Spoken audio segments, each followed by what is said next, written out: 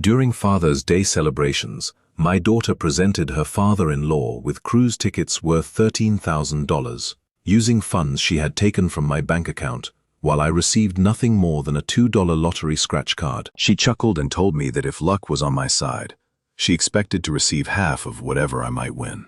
I maintained my composure and smiled, though inside I was seething with frustration. That very ticket ended up winning me $120 million, and I made certain she received the lesson that would stay with her forever.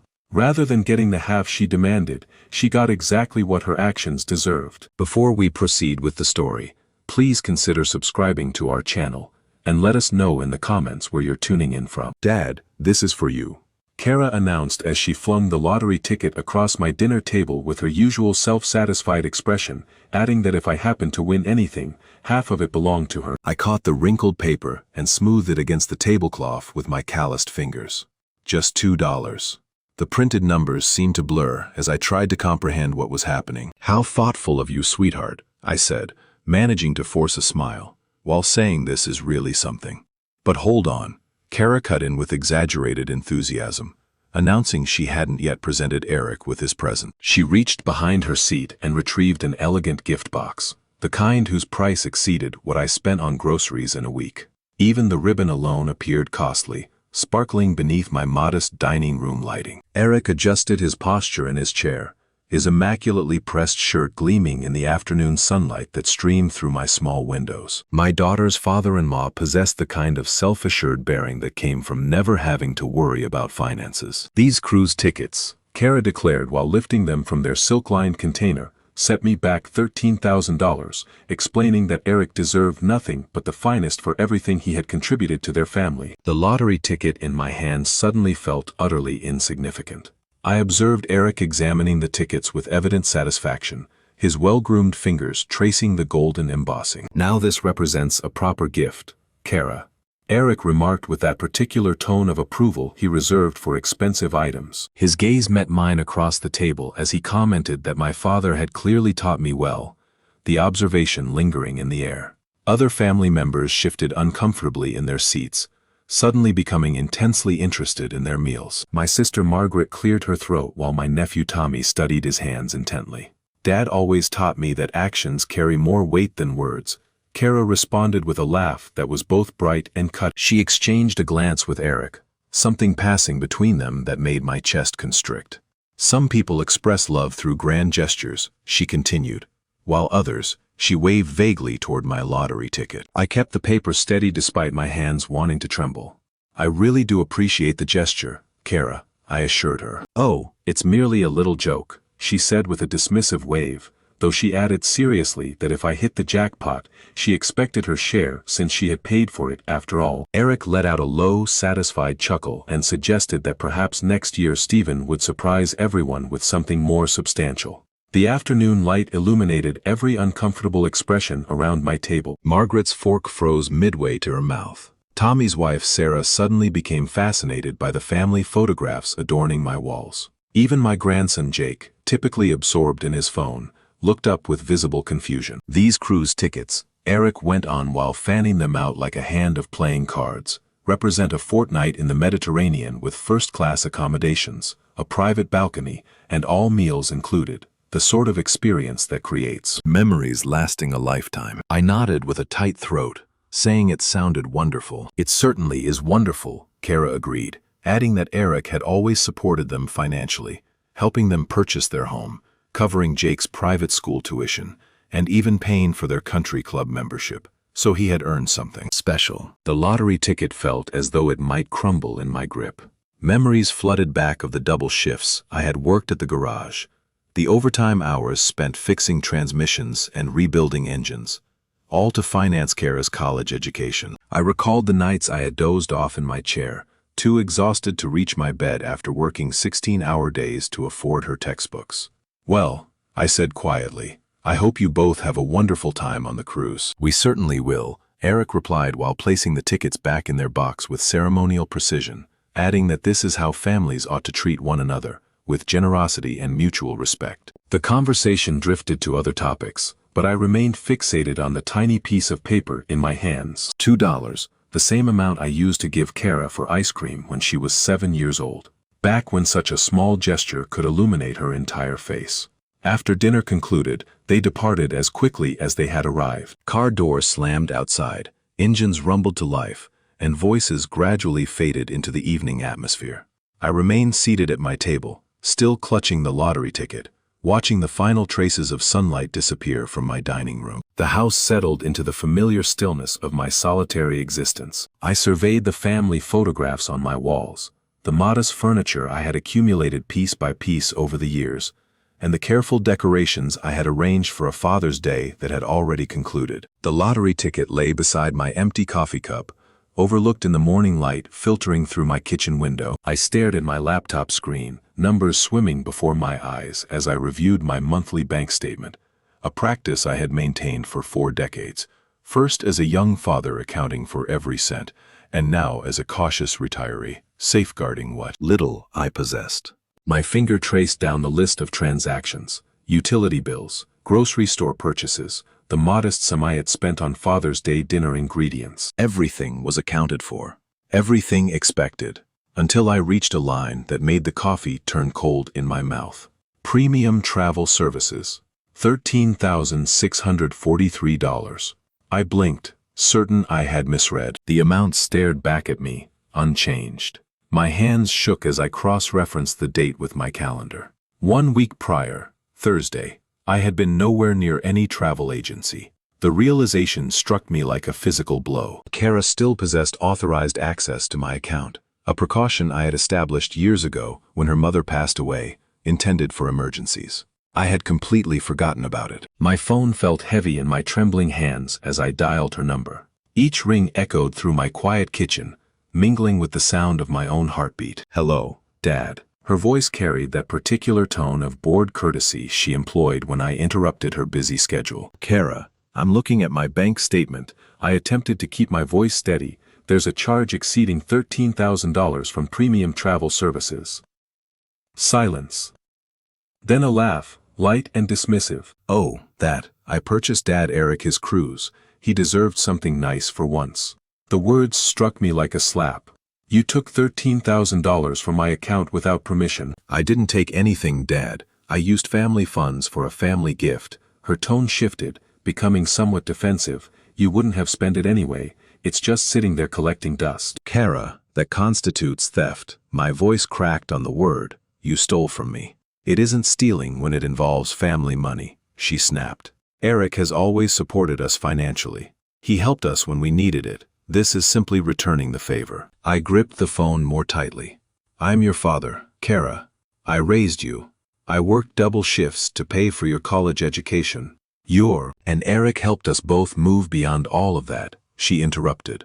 "He's demonstrated what genuine success looks like, what it means to be generous, to live well, to give meaningful presents instead of."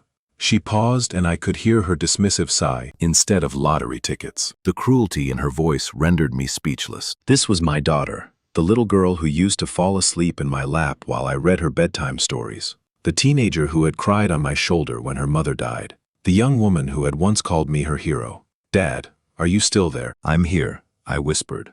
"Look, I understand you're upset, but consider this rationally. Eric earned this. He's successful. He's contributed to our family's well-being. He deserves recognition for everything he's accomplished." "And what about everything I've accomplished?" Another pause. When she spoke again, her voice was colder than I had ever heard it. "You did what fathers are expected to do." Eric went above and beyond. The line went dead. I stared at the phone, the dial tone echoing through my empty kitchen like a funeral dirge. My hands trembled as I set it down, the same hands that had held her as an infant, taught her to ride a bicycle, and applauded at her graduation ceremony. I walked to my nightstand and retrieved the lottery ticket, the $2 joke she had thrown at me like scraps to a dog. Even this pitiful gesture had been purchased with my own stolen money. The irony was so perfect it nearly made me laugh. Instead, I crumpled the ticket in my fist and marched to the kitchen trash can. The paper made a satisfying sound as it struck the bottom, joining the coffee grounds and empty cans that represented my simple, apparently worthless existence. The house suddenly felt smaller, the walls seeming to close in. I needed fresh air, needed to move, needed to be anywhere other than this place where my daughter's betrayal reverberated off every surface. I grabbed my jacket and headed for the door, my legs carrying me down the familiar streets of my neighborhood. The morning air was crisp, filled with the sounds of suburban life, lawn mowers starting up, children playing, neighbors exchanging greetings across fence lines. Mrs. Patterson waved from her garden, her arthritic hands moving gently among her tomato plants. "Beautiful morning, Stephen," she called. "Yes, it is," I replied automatically, though the day felt anything but beautiful to me. I walked past the Henderson residence where Tom was teaching his grandson to throw a baseball. The boy's laughter carried on the breeze, pure and uncomplicated. I recalled teaching Kara the same way, her small hands gripping the ball with determination, her face beaming with joy when she finally executed a perfect throw. When had everything changed? When had my love become inadequate, my life something to be ashamed of? These questions followed me down Maple Street, past the corner market where I had bought Kara candy as a child, past the park where she had played on summer afternoons. Every memory now felt contaminated, viewed through the lens of what she had become. My phone buzzed with an incoming text message. For a moment, hope fluttered in my chest. Perhaps Kara had reconsidered. Perhaps she had realized what she had done. "Dad, I spoke with Eric regarding the money situation. He believes you're overreacting. It's not as though you needed it for anything important. We'll reimburse you when we're able, perhaps by Christmas. Kay." I stopped walking and read the message again, then a third time. When we're able. As if $13,000 were pocket change. As if my financial security were negotiable. As if I should feel grateful for the mere possibility of eventual repayment. The phone rang before I could compose a response. My sister Margaret's name appeared on the screen. "Stephen, are you all right?" "Kara called me, said you were upset about some money matter. She stole $13,000 from my account. Margaret." The words emerged flat and emotionless. "To purchase her father-in-law a cruise." Silence. Then, she did what? She still had access to my account and used it to buy Eric a $13,000 cruise for Father's Day. She gave me a $2 lottery ticket and told me half of any winnings belonged to her. Jesus, Stephen, are you certain? Perhaps there's been some misunderstanding. She confessed to it. Said it wasn't really stealing because it was family money. I laughed bitterly. She said Eric deserved it because he's been generous to them, unlike me, apparently. Margaret's voice softened with the kind of sympathy that made my chest ache. "Stephen, I'm so sorry. I had no idea she'd become so. I don't even know what to call it." "Cruel," I said simply. "She's become cruel." We spoke for a few more minutes, Margaret offering to come over, to call Kara herself, to help however she could. But there was nothing she could do. Nothing anyone could do. My daughter had demonstrated exactly what I meant to her, and no amount of intervention could alter that truth. I walked home slowly, my legs heavy with exhaustion that had nothing to do with physical exertion. The house felt different when I entered, smaller, shabbier, marked by the kind of poverty that comes from being seen through someone else's dismissive eyes. The trash can in my kitchen contained the crumpled lottery ticket, a reminder of the joke that had initiated this entire nightmare. I stared at it for a long moment, remembering the weight of those $2 in my hand, the laughter in Kara's voice as she tossed it across the table. Tomorrow I would contact the bank, revoke her access to my account, and take the steps I should have taken years ago. But tonight I would sit in my quiet house and mourn the daughter I had lost, the relationship that had perished somewhere along the way without my noticing. The lottery ticket remained in the trash, forgotten and worthless, while I grieved for something far more valuable that I had already lost. But the following morning arrived with the kind of brutal clarity that follows a sleepless night. I sat at my kitchen table, coffee growing cold as I stared at the bank's telephone number written on a piece of paper. My hands felt steady for the first time in 24 hours. "First National Bank Customer Service. This is Rebecca. How may I assist you?" "I need to revoke authorized access to my account," I explained. "Someone has been making unauthorized purchases." The conversation proved surprisingly simple. Rebecca's voice carried professional sympathy as she guided me through the process. Within 15 minutes, Kara's access was terminated, new security measures were implemented, and I experienced something I hadn't felt in years. The solid certainty of protecting myself. "Is there anything else I can help you with today, Mr. Woods?" "No, that covers everything, thank you." I disconnected and surveyed my kitchen with fresh eyes. The modest space felt different, not shabby but honest, clean, mine. My gaze fell on the trash can and I remembered the lottery ticket lying crumpled among the coffee grounds. The $2 joke that had initiated this entire mess, purchased with my own stolen money and thrown back at me as though I were some kind of charity case. I walked over and peered down at the crumpled paper. Even this pathetic gesture had been bought with funds taken from my account without permission. The irony was almost laughable. She had stolen from me to purchase me a gift, then claimed half of any potential winnings.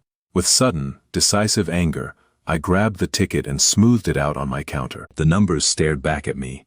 7, 14, 23, 35, 42, Powerball 18. I memorized them. These digits that represented everything wrong with my relationship with my daughter, then crumpled the paper again and hurled it back into the trash with more force than necessary. The morning stretched ahead of me, empty and quiet. I needed to move, needed to clear my head, needed to be somewhere other than this kitchen where yesterday's betrayal still echoed off the walls. I grabbed my jacket and headed outside, letting my feet carry me down the familiar streets of my neighborhood. The morning air was crisp, filled with the sounds of honest labor, lawnmowers starting up, children playing, neighbors calling greetings across fence lines. Mrs. Patterson was tending her garden again, her weathered hands gentle with her roses. She glanced up as I passed, her smile warm and genuine. "Morning, Stephen, you're out early today." "Couldn't sleep," I replied, pausing at her fence, thought a walk might help. She nodded knowingly. "Sometimes the best thinking happens when your feet are moving." My Harold used to say that. Her late husband had been a good man, a mechanic like myself who had worked with his hands, and treated people with respect. The kind of man who understood that character mattered more than bank balances.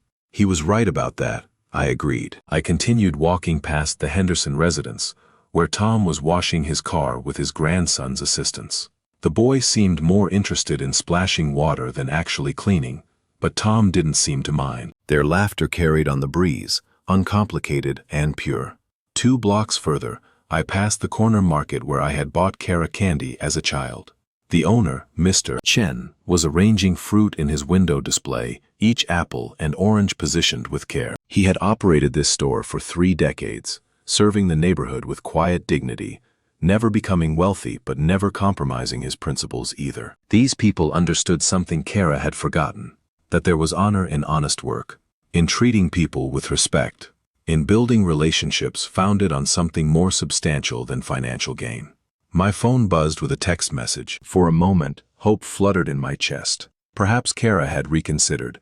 Perhaps she had realized what she had done. "Dad, I spoke with Eric regarding the money situation. He believes you're overreacting.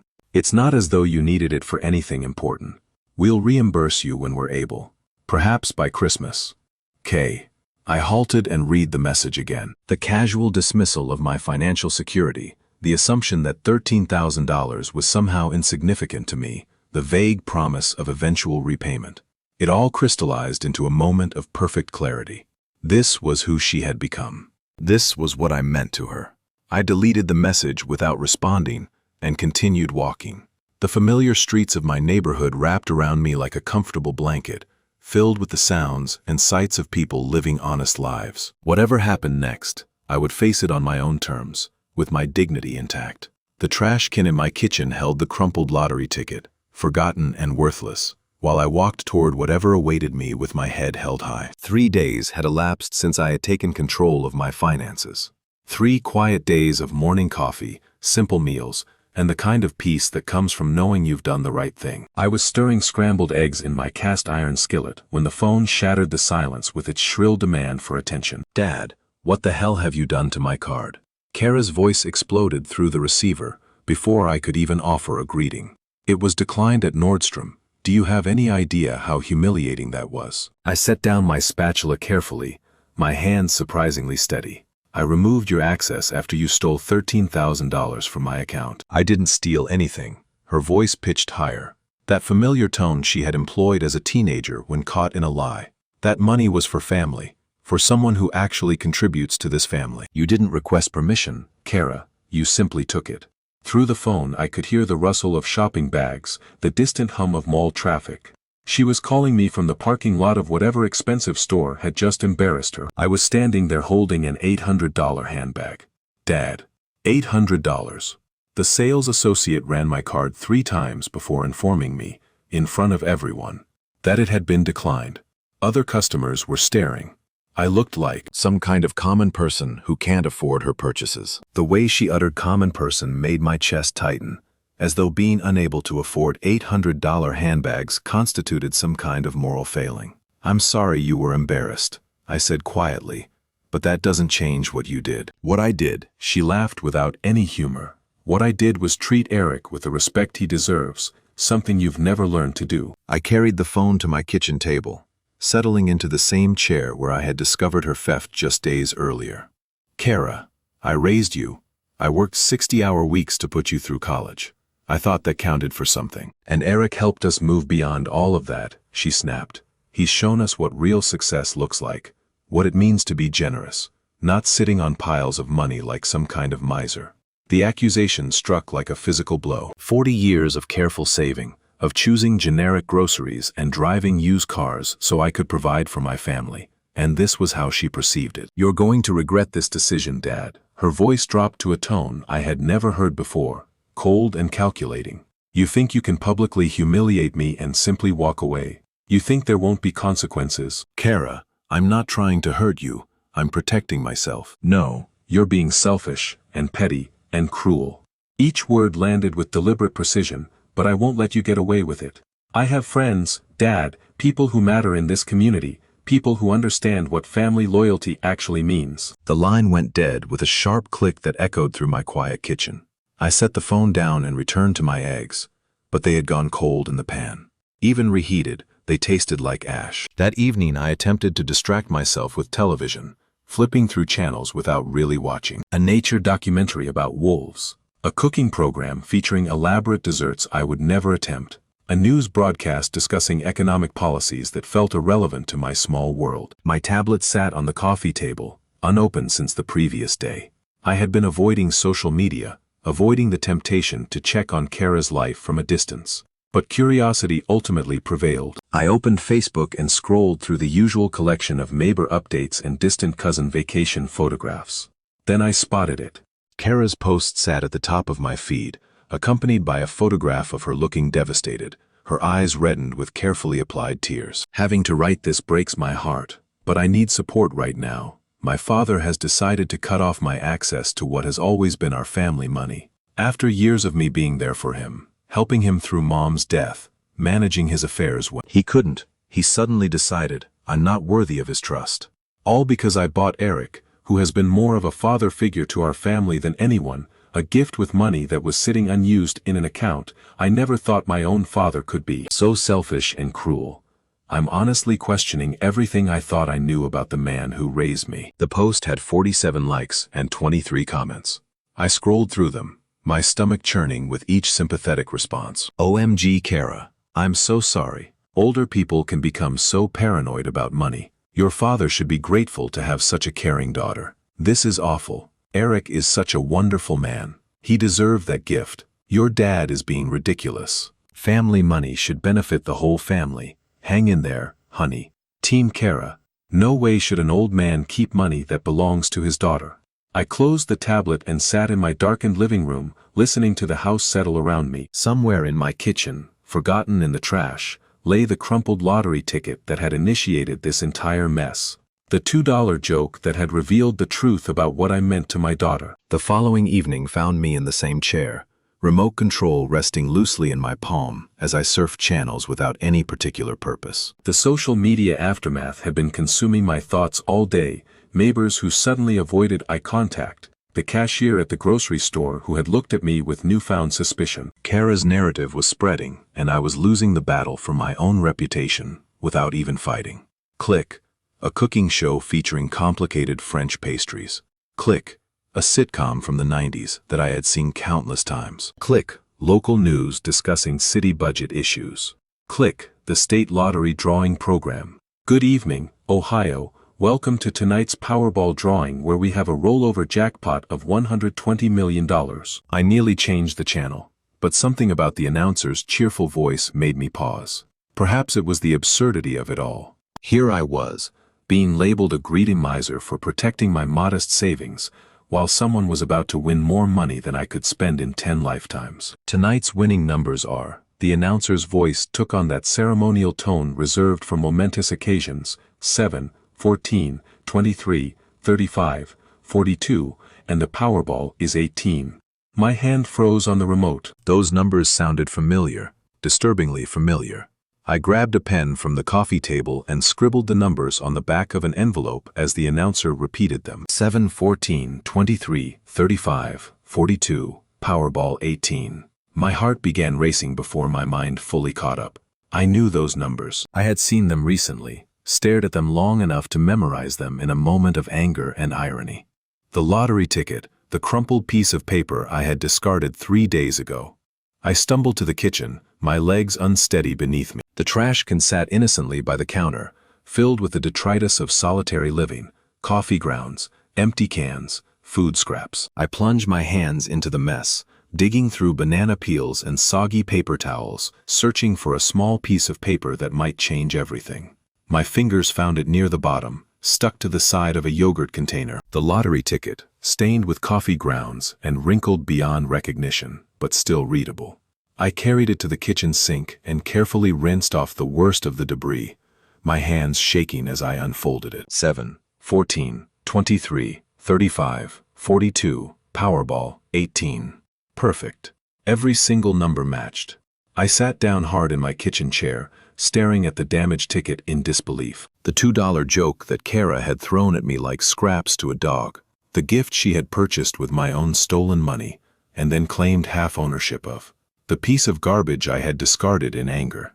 It was worth $120 million. I called the lottery hotline with trembling fingers, following the automated prompts to verify the winning numbers.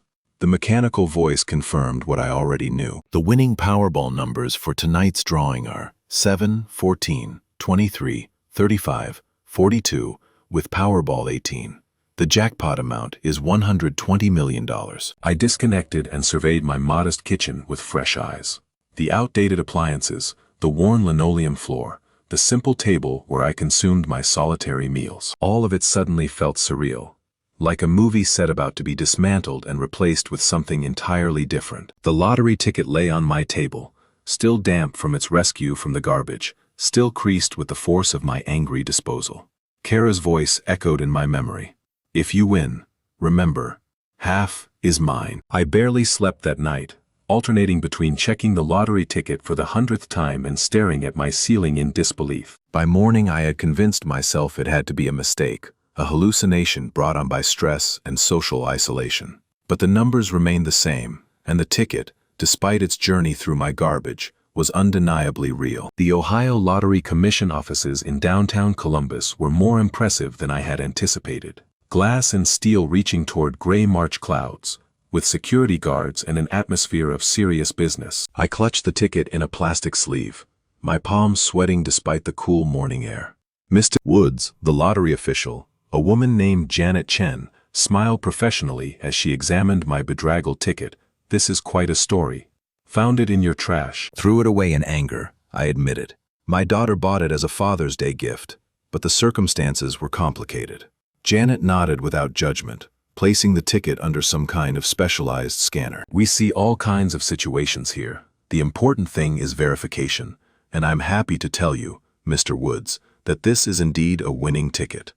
The words seemed to echo in the sterile office space. I gripped the arms of my chair, afraid I might float away. However, Janet continued, our verification process takes 48 hours for prizes of this magnitude. We need to confirm the ticket's authenticity through multiple security measures, prepare the legal documentation, and arrange for the payout process.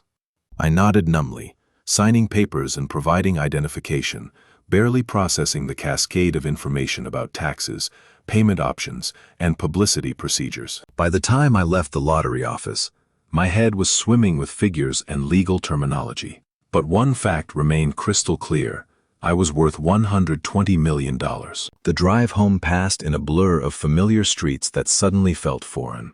Everything appeared the same. The corner grocery store, Mrs. Patterson's rose garden, the elementary school where Kara had learned to read. But I felt like an alien visitor observing someone else's life. I had been home less than an hour when Kara's car screeched into my driveway. She burst through my front door without knocking, her face flushed with excitement and determination. "Dad, I heard about the lottery. Some woman at the office knows someone who works at the commission. She saw your name on the winner's list." I remained seated at my kitchen table, the official lottery paperwork spread before me like evidence in a trial. "Hello, Kara." "Don't hello me," she practically vibrated with energy. "Do you realize what this means? "We're millionaires. Remember what I said, half is mine." "That was a gift, Kara." My voice came out calmer than I felt. "You can't take back a gift." Her expression shifted, the excitement giving way to something harder. "We had an agreement. Everyone at that dinner heard me say it. Witnesses, Dad, legal witnesses. You threw that ticket at me like garbage." I said quietly, "You bought it with money you stole from my account. It was never about sharing anything." "Stole." Her voice pitched upward. "I used family money for a family purpose, and now you're trying to cheat me out of what's rightfully mine." I looked at my daughter, really looked at her, and saw a stranger. The little girl who used to climb into my lap for bedtime stories had been replaced by someone I didn't recognize. Someone whose first thought upon hearing of my good fortune was how much of it belonged to her. "The ticket was a gift," I repeated. "Whatever your intentions, whatever you said, it became mine the moment you gave it to me. I'll sue you." She slammed her hand on my table, making the lottery papers jump. "I'll prove that ticket belongs to me. I'll take you to court and make sure everyone knows what kind of man you really are." "And what kind of man am I, Kara?" She paused, her chest heaving with anger. For a moment I saw something flicker across her face, recognition perhaps, or shame. But it passed quickly, replaced by cold determination. The kind who steals from his own daughter. She stormed out as dramatically as she had arrived, her parting shot hanging in the air like smoke. I listened to her car engine roar to life and fade into the distance, then looked down at the official documentation confirming my lottery win. $120 million, more money than I could spend in 10 lifetimes. And all I felt was tired. I woke to the sound of my phone buzzing incessantly on the nightstand. 15 missed calls, 12 text messages, and a cascade of social media notifications that made my stomach lurch before I was fully conscious. The first Facebook post appeared at 6:47 in the morning, time-stamped just as most people were starting their day with coffee and morning news. "Urgent. My father has stolen my lottery ticket and is claiming the entire jackpot for himself. This is the same man who cut off my access to family money and publicly humiliated me. The ticket was my gift to him, with a clear understanding that winnings would be shared. This is elder abuse in reverse. When elderly people become so obsessed with money, they'll cheat their own children. Please share this post. I need people to know the truth about what's happening." The post included a photograph of me from last Christmas, looking serious and somewhat stern in my holiday sweater. Below it, comments were already accumulating like digital wildfire. But Kara hadn't stopped there. Her Instagram featured a tearful video of her sitting in her car, mascara running down her cheeks as she spoke directly to the camera. "I don't usually air family business like this, but I'm desperate. My own father has stolen my lottery ticket, literally stolen it, and now he's claiming the entire $120 million for himself. I bought that ticket as a Father's Day gift." I jokingly said half is mine. "Because that's what you do with family, right? You share." But apparently my father heard that as a legal challenge instead of a daughter's love. Eric had coordinated his own campaign across LinkedIn and Facebook, his posts carrying the weight of professional credibility. Witnessing financial elder abuse is devastating, but reverse elder abuse is equally damaging to families. When elderly individuals become obsessed with money to the point of betraying their children's trust and generosity, we all lose. My wife is heartbroken by her father's greed. The lottery ticket was purchased as a gift with clear verbal agreements about sharing. Yet he claims exclusive ownership. This behavior destroys families and communities. My phone rang again. "Margaret." "Stephen, what in God's name is happening? My neighbor just called asking if you really stole Kara's lottery ticket. Social media is going crazy." I explained the situation as simply as I could, but even to my own ears it sounded complicated. Yes, Kara had bought the ticket. Yes, she had made jokes about sharing winnings. Yes, I had actually won. No, I didn't believe I owed her anything. But Stephen, Margaret said gently, she did buy it for you. With money she stole from my account, I reminded her. By noon the story had gone viral in our small corner of the internet. Local Facebook groups buzzed with debates about family loyalty, legal obligations, and moral responsibilities. The neighborhood app featured heated discussions about the greedy lottery winner on Maple Street. I made the mistake of reading comments on Kara's posts. This is disgusting. How can a father do this to his daughter? Lawyers need to get involved. This is theft plain and simple. I know this family. The daughter has always been so generous and kind. The father has always been weird about money. Team Kara, no way should an old man keep money that belongs to his daughter. Eric's professional network had mobilized as well. Colleagues from his investment firm shared his posts with serious commentary about family values and financial ethics. Their shared social circle, people I had known for years, publicly supported Kara's version of events. I closed my laptop and walked to my kitchen window, looking out at the neighborhood I had called home for 30 years. 3 neighbors stood near my mailbox, clearly discussing the situation. When they spotted me at the window, they scattered like guilty children.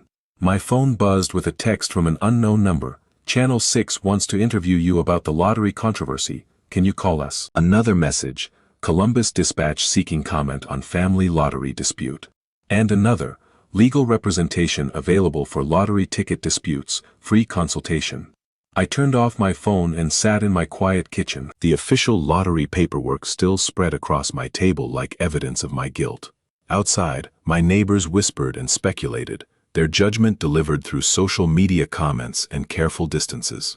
The irony wasn't lost on me. I was worth $120 million, and I had never felt more alone in my life. The morning light filtered through my kitchen window, as I spread printed copies of Kara's social media posts across my table like evidence in a trial. Each comment, each share, each supportive response felt like another nail in the coffin of my reputation. The coffee grew cold in my cup as I read through the digital assassination of my character. My landline phone rang, cutting through the silence with its old-fashioned mechanical bell. The caller identification showed a number I didn't recognize, but something about its pattern suggested a business line. Mr. Woods, this is William Johnson, Eric's father. The voice was measured, professional, carrying the kind of authority that came from years of boardroom negotiations. I believe we need to talk. I gripped the receiver tighter. I'm not certain what there is to discuss, Mr. Johnson. There's quite a lot, actually. A pause, then, could we meet this morning? Say Murphy's Diner on 5th Street in an hour. Murphy's Diner was a modest family restaurant where I sometimes went for their Saturday morning special. The kind of place where Eric would never be caught dead. May I ask what this concerns? The lottery ticket, William said simply, and what I witnessed on Father's Day. My heart hammered against my ribs. You were there. I was indeed, 1 hour, Mr. Woods. The line went dead, leaving me staring at the phone in confusion. Eric's father wanting to meet about the lottery ticket could only mean trouble. Perhaps they were coordinating legal strategy, or perhaps William was coming to pressure me into settling with Kara. I almost didn't go, but curiosity won over caution. Murphy's Diner occupied a corner lot that had hosted restaurants for 50 years, red vinyl booths, checkered linoleum floors, and the kind of coffee that could wake the dead. I spotted William immediately. His tailored navy suit stood out like a peacock among sparrows in the humble establishment. He rose when he saw me, extending a well-manicured hand in greeting. Mr. Woods, Dolores, who had been serving coffee here since I was in my 40s, poured 2 cups without being asked. I witnessed the entire gift exchange on Father's Day. William began without preamble. Every word, every gesture. Your daughter handed you that lottery ticket and explicitly called it your Father's Day gift. I studied his face, searching for signs of deception or manipulation. She's claiming we had an agreement about splitting any winnings. William's expression hardened. That's simply not what happened. I watched her throw that ticket across the table with a dismissive laugh. There was no negotiation, no agreement, no verbal contract. It was a gift, pure and simple. He pulled out his phone, scrolling through Facebook with the efficiency of someone who had built a business empire in the digital age. What my son and daughter-in-law are doing is unconscionable. They're destroying your reputation with lies. You're Eric's father, I said carefully. Why would you go against your own son? William's laugh was bitter. Because I raised him to have integrity, and he's forgotten everything I taught him. This lottery situation has revealed something about Eric that deeply disappoints me. He showed me his phone screen where he had begun typing a lengthy Facebook post. I'm going to set the record straight. My name carries weight in this community. Mr. Woods, people know I don't lie about business matters, and this is exactly that. A matter of legal ownership and ethical behavior. I read over his shoulder as he refined his statement. As a witness to the Father's Day gathering at Stephen Wood's home, I feel compelled to address the current social media controversy. I personally observed Kara Johnson purchase and present a lottery ticket to her father as a Father's Day gift. There was no negotiation, no agreement about sharing winnings, and no conditions attached to the gift. Mr. Woods is the rightful owner of that ticket, and any winnings it may have generated. The current social media campaign against him is based on false information, and I cannot remain silent while a good man's reputation is being destroyed by members of my own family. You don't have to do this, I said quietly. Yes, I do. William's finger hovered over the post button. My son has forgotten what it means to be a man of honor. Perhaps public embarrassment will remind him. He posted the statement, and immediately his phone began buzzing with notifications. Within minutes, comments appeared from people in Columbus's business community, colleagues who knew William's reputation for honesty and fair dealing. This changes everything, I breathed, watching the tide of public opinion shift in real time. William pocketed his phone and looked at me directly. Mr. Woods, I built my business on integrity. I can't watch my son destroy that legacy with lies and manipulation. We sat in comfortable silence, watching normal people go about their Saturday morning routines, families ordering pancakes, elderly couples sharing the newspaper, teenagers texting while their parents tried to engage them in conversation. Life continuing normally while my world transformed. The truth has a funny way of surfacing, William said finally. Sometimes it just needs the right person to speak it. We shook hands outside the diner, his grip firm and reassuring. As he walked toward his black Mercedes, I remained by my modest sedan, feeling something I hadn't experienced in weeks: hope. 2 weeks later, the phone call I had been waiting for finally came.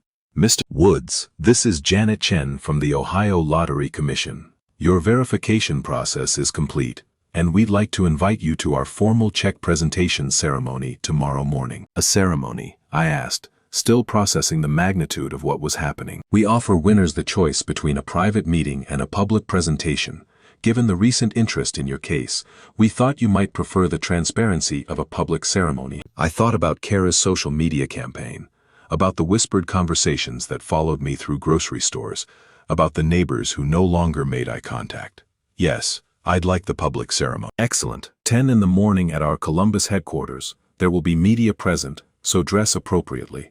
And Mr. Woods, congratulations, this is going to change your life. That evening I laid out my best clothes, a navy blue suit I had bought for my wife's funeral 8 years ago, a white shirt that still had the crisp edges of professional pressing, and the tie Kara had given me for Christmas 5 years back, before everything changed. The lottery office buzzed with activity when I arrived. Television crews adjusted lighting equipment, photographers tested angles, and lottery officials bustled around with clipboards and official documents. I felt like an actor who had wandered onto someone else's movie set. Mr. Woods, Janet Chen approached with a warm smile, ready to become a millionaire. The actual ceremony was surprisingly formal, a backdrop featuring the Ohio Lottery logo, an oversized check that took 2 people to hold, and enough camera flashes to light up a stadium. When Janet announced me as the winner of the $120 million jackpot, the applause felt surreal. This is certainly unexpected, I said into the microphone, my voice carrying better than I had hoped. I plan to use this blessing responsibly, to help others, to pursue dreams I'd put aside, and to live with dignity. The questions from reporters came rapidly. How did it feel to win? What were my plans? Would I quit working? I answered as honestly as I could, focusing on gratitude and responsibility rather than the family drama that had brought me here. Then, through the crowd of media personnel, I saw them. Kara and Eric pushed through the gathering, her face flushed with determination and desperation. She wore the kind of outfit she reserved for important occasions, a designer dress that probably cost more than my monthly pension. Stop, she called out, her voice cutting through the professional atmosphere like a knife. That's my ticket. We had an agreement. Security personnel moved immediately, but Kara's voice carried over their intervention. Everyone here needs to know that ticket was mine. He's stealing from his own daughter. The cameras, which had been focused on me and the ceremonial check, swiveled toward the commotion. This was the kind of drama that television news lived for. "Ma'am, you need to step back from the ceremony area," a security guard said firmly, but politely. I looked directly at Kara, feeling calmer than I had in months. "Kara, please don't do this here." But she was beyond reason, gesticulating wildly as Eric tried to pull her back. "I bought that ticket," I said. "Half was mine." Everyone at that dinner heard me. A reporter thrust a microphone toward me. "Mr. Woods, can you comment on this family dispute?" "The ticket was a Father's Day gift from my daughter," I said clearly, my voice steady despite the chaos unfolding nearby. "Mr. William Johnson, who was present at the dinner, has already confirmed the circumstances of that gift. That's all there is to it."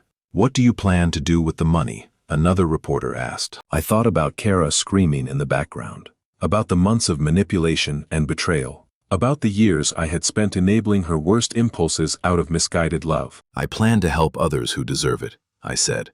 "I want to start a business I've dreamed about for years, and I intend to live with the kind of integrity that makes a person worthy of good fortune." The ceremony concluded with handshakes and official paperwork, while Kara and Eric stood by their BMW in the parking lot, arguing with each other.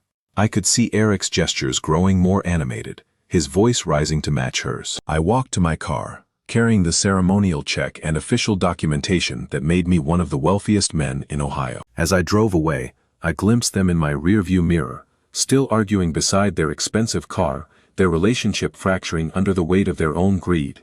For the first time in months, I smiled. The next morning I was sitting at my kitchen table with the newspaper spread before me, reading about my lottery win in black and white print, when I heard a car door slam outside. Through my window I saw Kara walking up my driveway, but her demeanor was completely different from yesterday's aggressive confrontation. She moved slowly, almost hesitantly, her shoulders slumped in defeat. Instead of her usual bold entrance, she knocked softly on my door.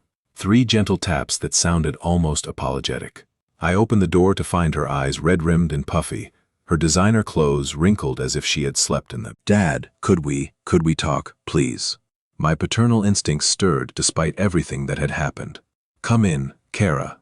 She followed me to the living room, perching on the edge of the couch like a bird ready to take flight. Her hands twisted in her lap as she looked around the modest space that had once been her childhood home. "I'm so sorry about yesterday," she began, her voice barely above a whisper. "I was just overwhelmed and scared.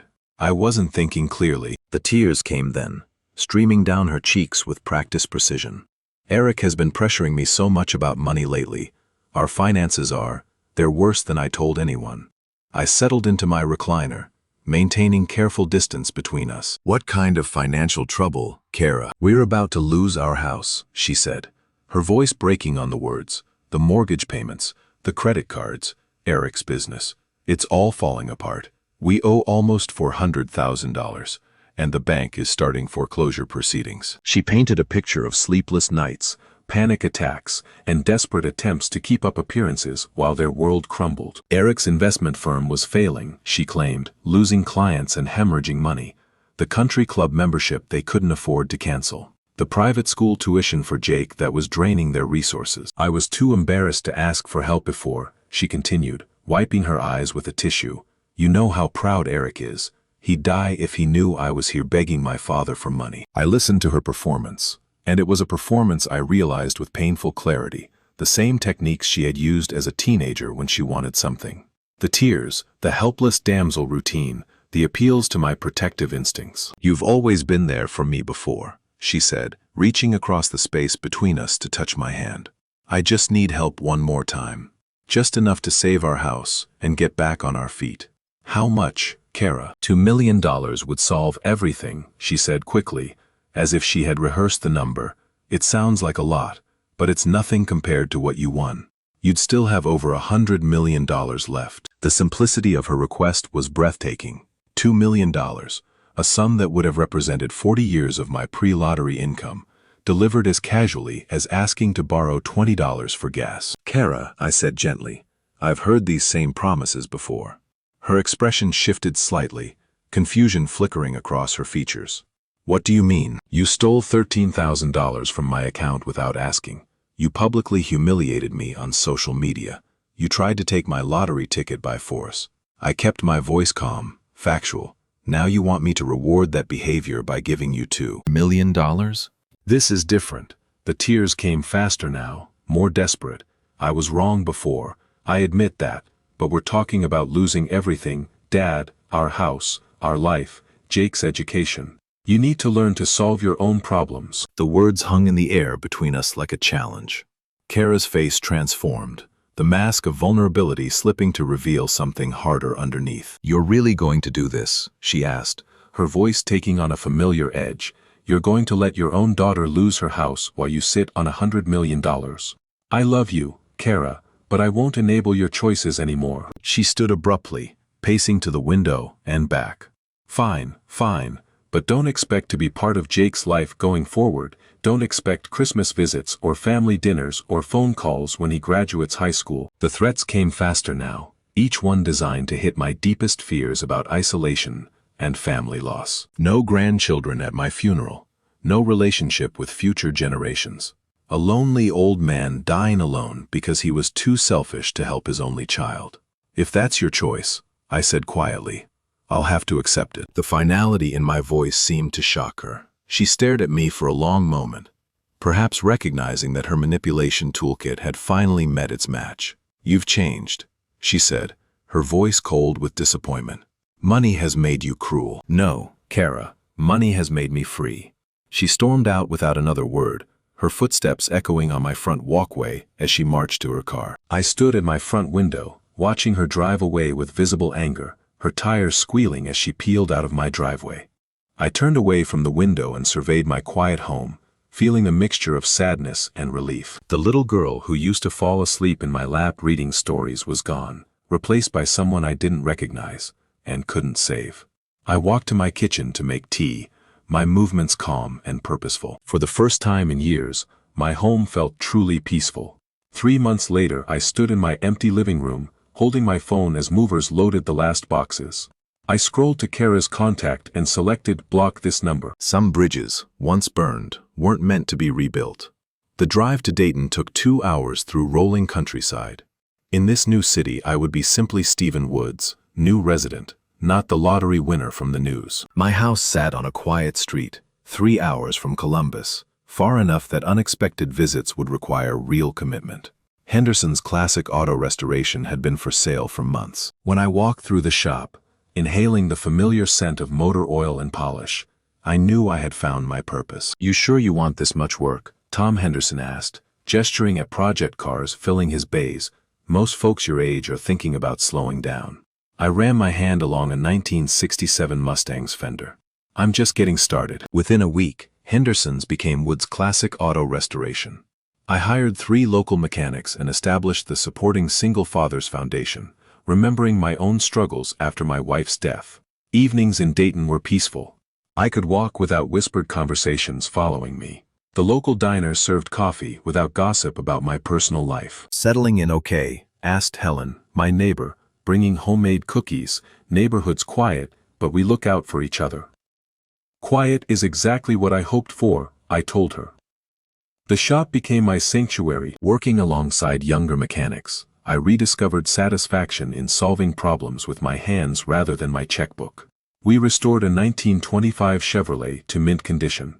The owner wept when he saw it, and I understood completely. I thought about Kara sometimes, but without sharp pain. The money hadn't changed me. It revealed what I had always been underneath years of enabling. My phone rang occasionally with unknown numbers I suspected were her, but I let them go to voicemail. On Thursday evening, I locked up after completing a 1969 Camaro restoration. Driving home, I passed the community center where my foundation's plaque read, "Supporting strong families through tough times." I parked and looked up at emerging stars. Somewhere, Kara lived with her choices' consequences. What I could control was building something meaningful. Every restored car, every foundation grant, was a vote for a world where character mattered more than connections. The lottery ticket hung framed in my office now, not as a trophy, but as a reminder that sometimes the most valuable gifts come disguised as garbage, and the most necessary lessons come wrapped in pain. If you enjoyed this story, please like this video, subscribe to the channel, and share your thoughts about this story in the comments. To listen to the next story, click on the box on the left. Thank you for watching.